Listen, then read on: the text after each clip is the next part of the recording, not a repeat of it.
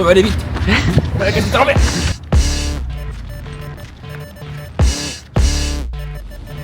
Jour 6 du Crazy February, il fait hyper froid. Aujourd'hui, j'ai pris super cher. Mais heureusement, j'ai eu un joker. Viens avec moi. C'est pas vrai. Le chat.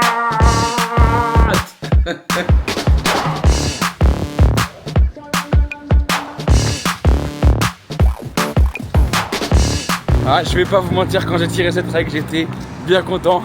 Là, tout de suite maintenant, je fais la première partie. Et la chance que j'ai aujourd'hui, c'est que j'ai 2 tournages pour Endurance Fondamentale, le podcast qu'on a lancé avec mon ami Carla.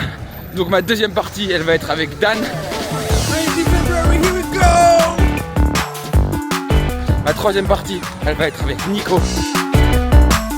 Et une vraie question que je me suis posée, c'est de savoir si c'est plus intelligent de faire 25 km d'un coup ou de le diviser en 4 fois. Je me suis dit que j'allais en profiter et poser la question à Nico, qui lui est coach dans un des plus grands clubs de Paris. Disons que ça dépend de ce que tu prépares. On va dire que tu prépares un marathon et il y a des sorties longues de 30 km alors en fin de prépa. Si tu fais 3 x 10, je pense que tu vas pas développer les mêmes qualités. À un moment, il faut s'entraîner à faire 30. Après, si tu prépares un 10 km, s'entraîner 2 fois par jour, on va dire 2 x 12, c'est pas pareil parce que tu peux faire un footing le matin, une séance le soir. Donc, c'est pas forcément négatif. Je pense vraiment que ça dépend de ton objectif. C'est parti pour le dernier tronçon de la journée. Il me reste 7 km à faire. Je vais les faire avec Carla qui a gentiment accepté de m'accompagner au moins sur un bout du chemin.